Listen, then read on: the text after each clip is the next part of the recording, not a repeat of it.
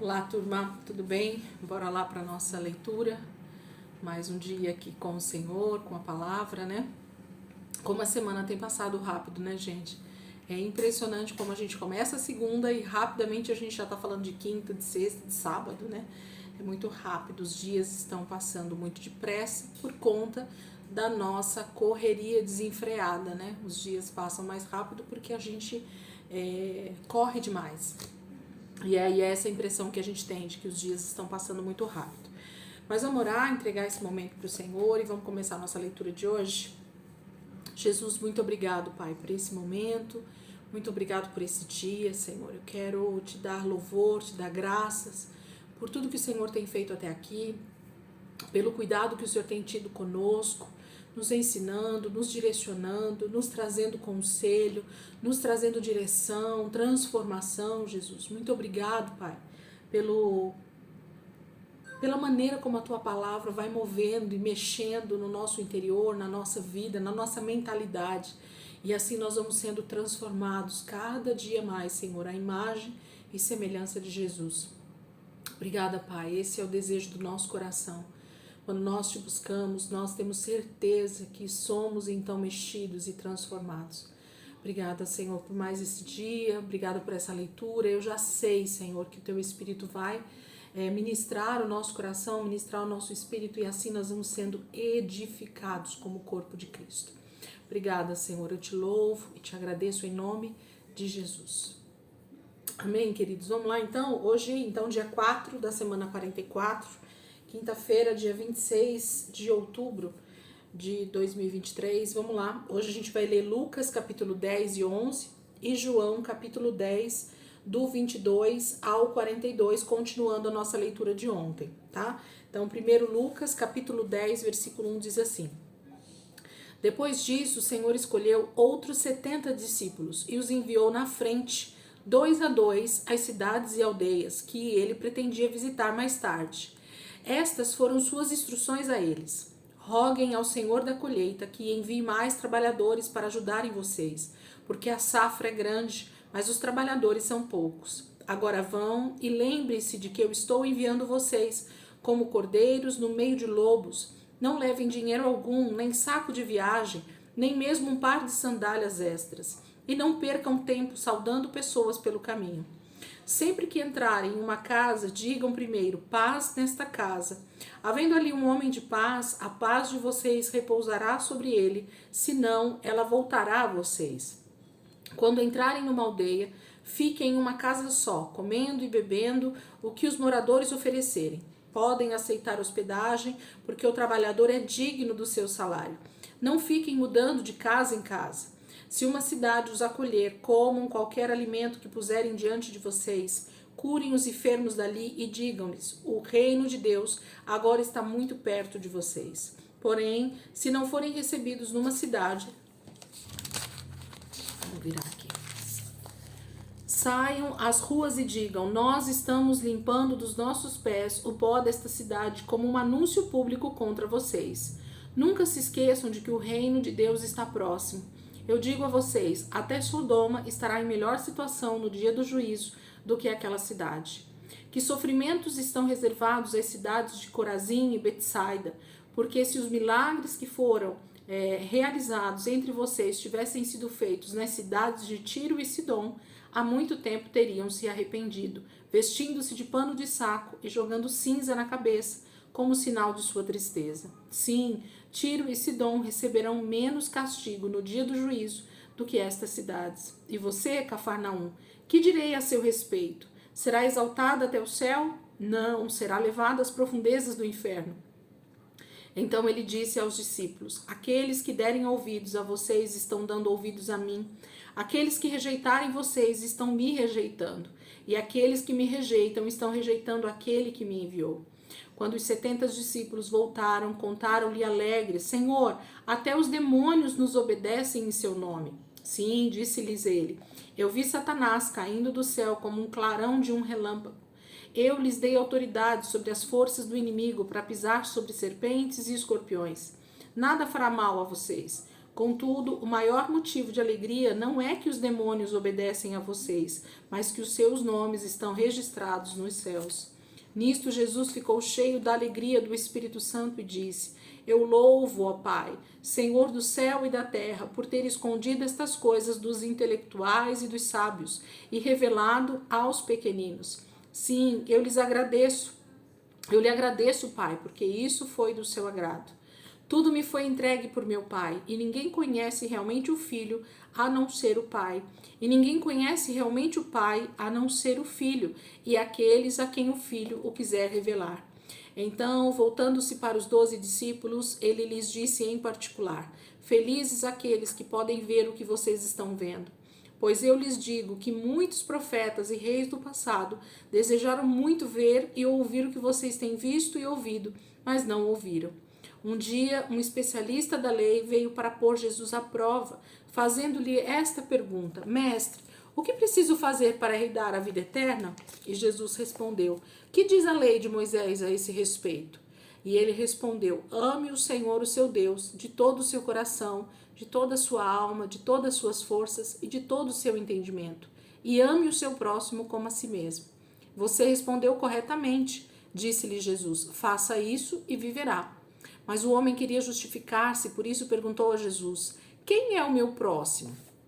Jesus respondeu com a seguinte história: Certo homem que fazia uma viagem descendo de Jerusalém para Jericó foi atacado por bandidos. Estes tiraram suas roupas, bateram nele e o deixaram caído quase morto ao lado da estrada. Por acaso passou por ali um sacerdote. Quando ele viu o homem caído ali, atravessou para o outro lado da estrada e passou de longe. E assim também passou um levita. Quando chegou ao lugar e viu o homem, também deixou o homem caído ali. Porém veio um samaritano, e quando o viu, sentiu grande pena dele. Ajoelhando-se ao lado dele, o samaritano derramou vinho e óleo nas feridas, e fez os curativos. Depois colocou o homem em seu jumento, e levou-o até uma hospedaria, onde cuidou dele. No dia seguinte, entregou ao dono da hospedaria 2 moedas, e disse a ele: Cuide dele. Quando eu voltar, pagarei o que você gastar a mais com ele. Ora, qual destes 3 você diria que foi o próximo do homem que caiu nas mãos dos bandidos? O especialista da lei respondeu: Aquele que mostrou misericórdia por ele. Então Jesus disse: Correto, agora vá e faça o mesmo. Quando Jesus e os seus discípulos continuavam em seu caminho para Jerusalém, chegaram a uma aldeia onde uma mulher chamada Marta deu-lhes hospedagem. Maria, irmã dela, sentou-se aos pés de Jesus, ouvindo o que ele tinha para falar. Porém, Marta se preocupava com todo o serviço. Então ela veio a Jesus e disse: Senhor, não lhe parece injusto que minha irmã fique sentada aqui enquanto eu faço todo o trabalho? Diga-lhe que venha me ajudar. Mas o Senhor respondeu: Marta, Marta, você se encontra tão preocupada com todos esses serviços caseiros? Há realmente apenas uma coisa necessária com que devemos nos preocupar. E Maria descobriu o que é, e ninguém poderá tirar isso dela. O capítulo 10 de Lucas fala um pouquinho de alguns assuntos, né? Fala sobre a chamada dos 70, que é uma segunda chamada um pouquinho maior que Jesus faz a outros discípulos. Os envia para várias aldeias, para que eles vão e comecem a falar sobre o reino de Deus, sobre o arrependimento, sobre curas, sinais, prodígios que Jesus tinha dado autoridade para eles fazerem. Eles vão e eles voltam com boas notícias e ficam felizes por isso. E só que Jesus sempre diz que sempre está faltando trabalhadores, né? A seara é grande, esse texto fala de colheita, de safra, né? Vai ser muito grande. Então, existem muitas pessoas para serem alcançadas, mas o número de trabalhadores na obra, ele sempre vai ser menor do que o número de almas, né? Do que o número de vidas que o Senhor deseja alcançar. Depois, Jesus fala sobre a autoridade que lhe foi dada, que o Pai lhe deu, e que então ele estava fazendo tudo aquilo em nome, né, do Pai, e aqueles então que recebessem os seus discípulos, que recebessem aqueles que ele tinha enviado, estava recebendo ele mesmo, porque ele estava indo em nome, né? Todos nós, quando falamos do Evangelho, nós estamos em nome de Jesus. Então existe um envio, existe uma autoridade dada pelo próprio Senhor aos seus discípulos e a todos nós que declaramos o reino de Deus.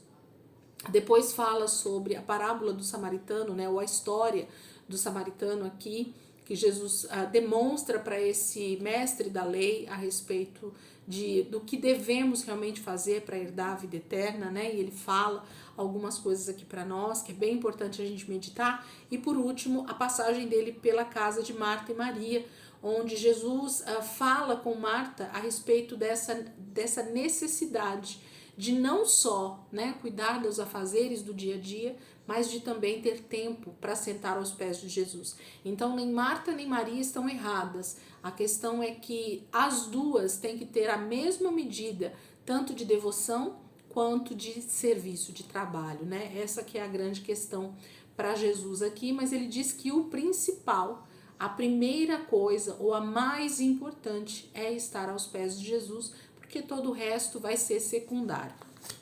Capítulo 11, gente, vamos lá.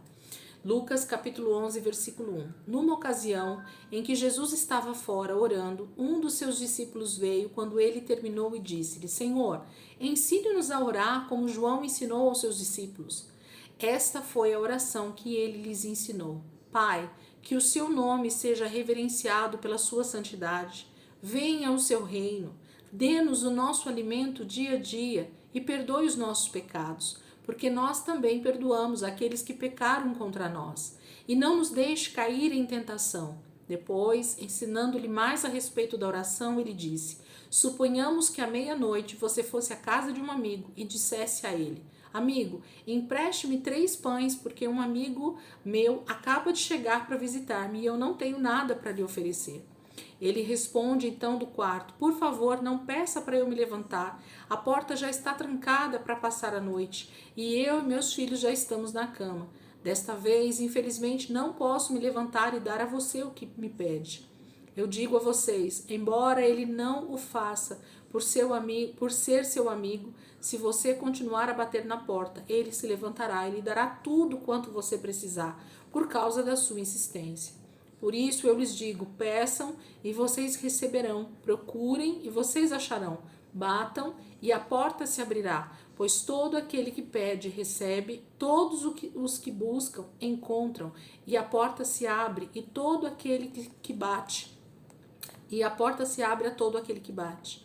Pergunto a vocês que são pais, se o seu filho lhe pedir pão, você como pai lhe dará uma pedra? Se ele pedir peixe, você lhe dará uma cobra?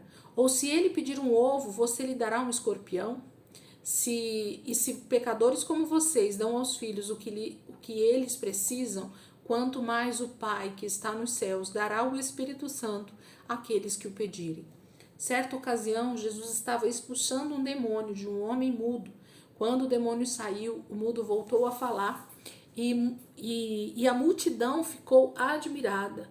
Mas alguns deles disseram: Não admira que ele possa expulsar os demônios. Ele consegue fazer isso pelo poder de Beelzebu, o príncipe dos demônios.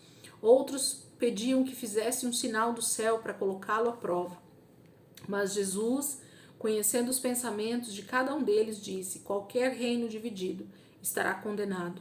Assim também o lar dividido será destruído. Portanto, se o que vocês dizem é verdade, que Satanás está guerreando consigo mesmo, dando-me poder para expulsar os seus demônios, como pode sobreviver o reino dele? E se eu estou autorizado por Beelzebu para expulsar demônios, por que os expulsam os filhos de vocês? Eles, pois, serão os juízes sobre vocês. Porém, se eu estou expulsando demônios por meio do poder de Deus, isso prova que o reino de Deus chegou a vocês. Pois, quando um homem forte e bem armado guarda sua casa, seus bens estão seguros, até que alguém mais forte e mais bem armado o ataque e derrote, tirando as armas em que confiava, e reparta tudo o que roubou. Aquele que não é por mim é contra mim. Se comigo não ajunta, espalha. Quando um espírito imundo é expulso de um homem, vai para lugares secos, procurando descanso ali. Porém, não achando, volta para a casa que ele deixou e descobre que sua antiga morada está toda varrida e limpa. Então vai e procura outros 7 espíritos piores do que ele, e eles passam a morar ali. Assim, o homem fica numa situação pior do que antes.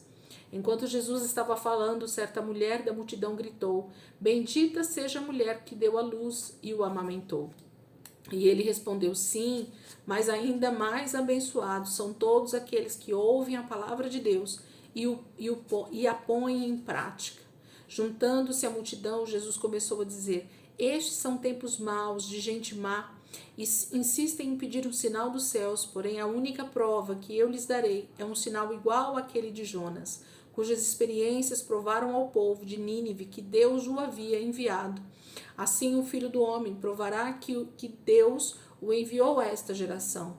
E no dia do juízo, a rainha de Sabá vai levantar-se e apontar o dedo para esta geração, condenando-a, porque ela fez uma longa e cansativa viagem para ouvir a sabedoria de Salomão. Mas aqui está um que é maior do que Salomão.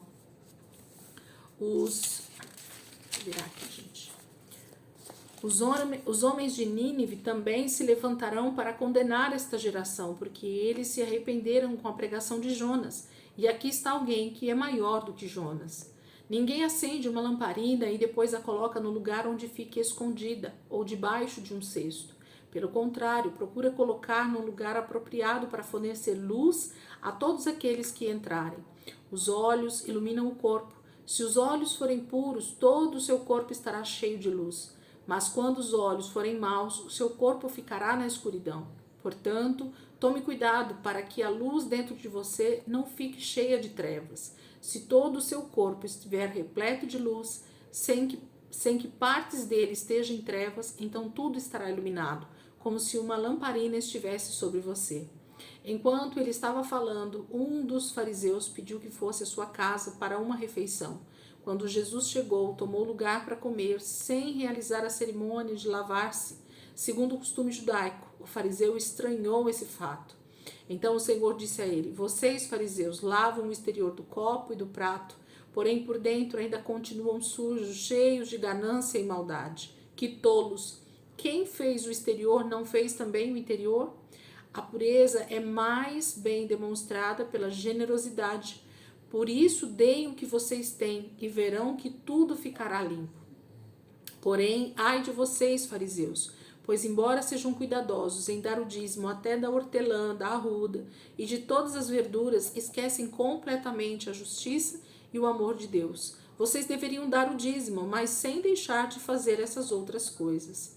Ai de vocês, fariseus, como vocês gostam dos lugares de honra nas sinagogas e dos cumprimentos respeitosos de todo mundo quando vão passando pelas praças. Ai de vocês, porque são como sepulturas escondidas, os homens passam por cima delas sem o saber. Mestre, disse um dos estudiosos das leis que se achava ali, minha classe também foi atingida com o que o Senhor acaba de dizer. Sim, disse Jesus, quanto a vocês, especialistas na lei, ai de vocês também, porque esmagam os homens debaixo de fardos difíceis de carregar, e vocês mesmos não levantam um dedo para ajudá-los. Ai de vocês, porque fazem túmulos bonitos para os profetas, os mesmos profetas que os seus antepassados mataram. Assim vocês se mostram cúmplices naquilo que os seus pais fizeram, pois eles mataram os profetas e vocês edificam seus túmulos. Isto é o que Deus diz a esse respeito.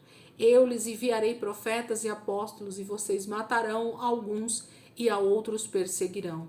E vocês, desta geração, serão considerados responsáveis pelo sangue dos servos de Deus, desde a fundação do mundo.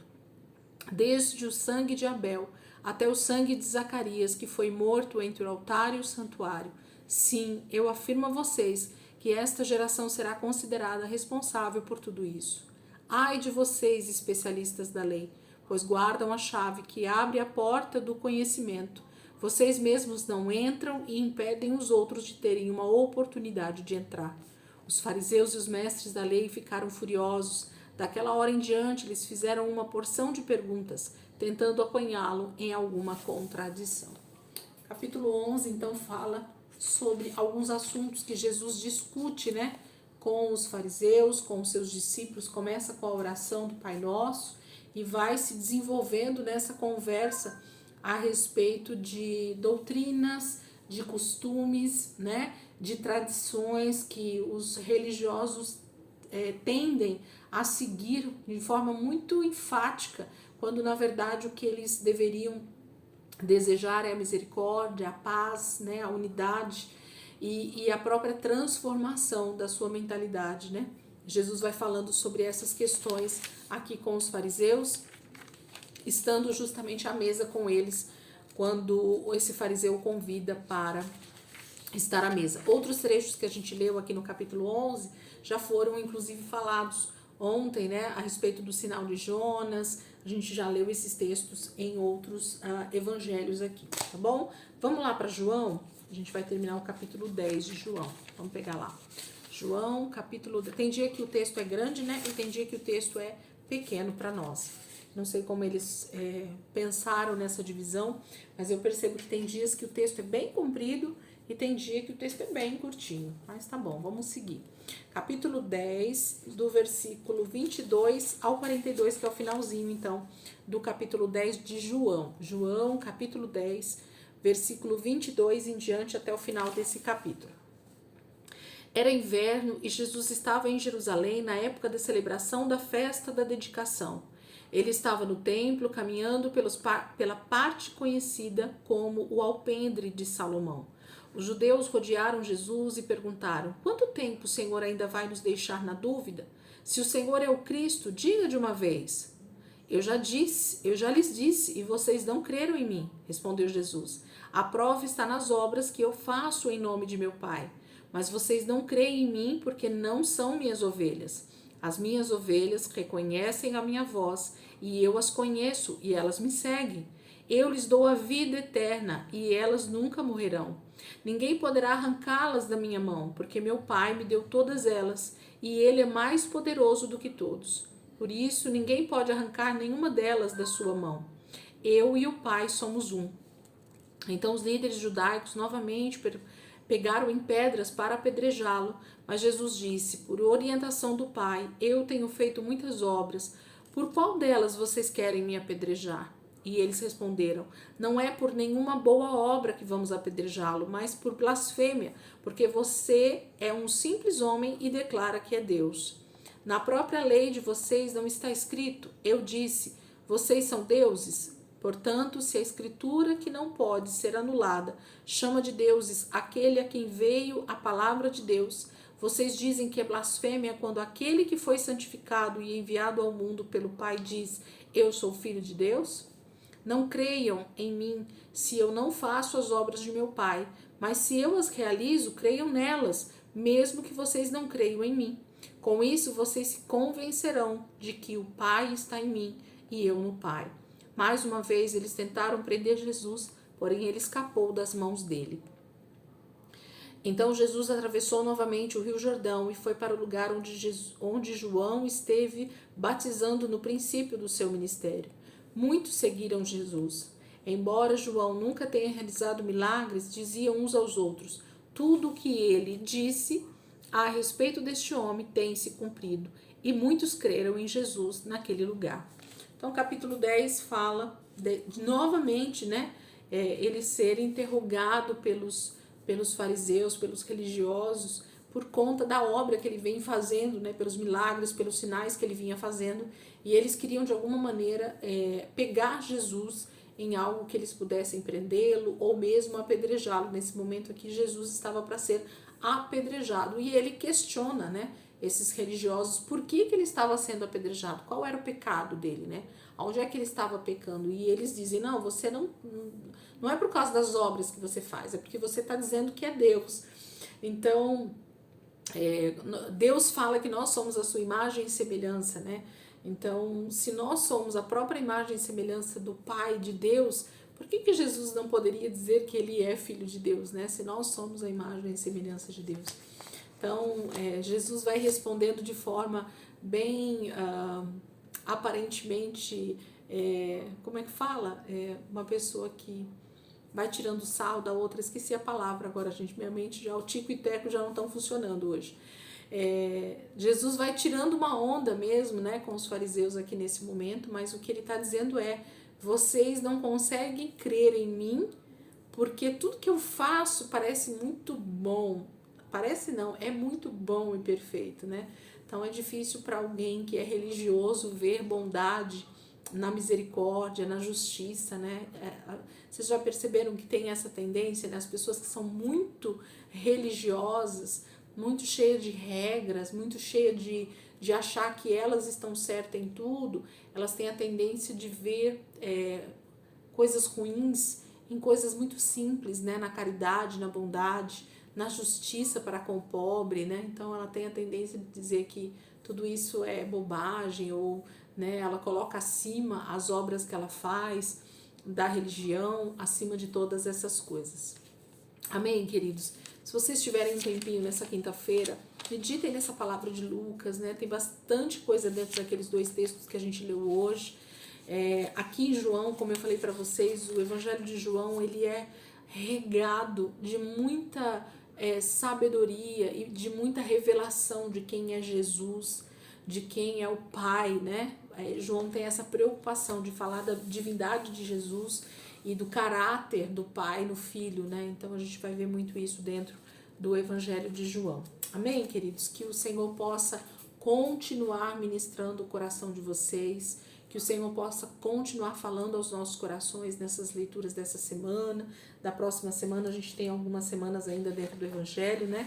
E eu tenho certeza que a vida de Jesus, ela vai reverberando dentro de nós, ela vai mexendo com as nossas estruturas, justamente porque o reino de Deus é a própria vida de Cristo em nós, né? Tá bom? Deus abençoe. Amanhã, se Deus quiser, sexta-feira, a gente tá aí para continuar a nossa leitura em nome de Jesus.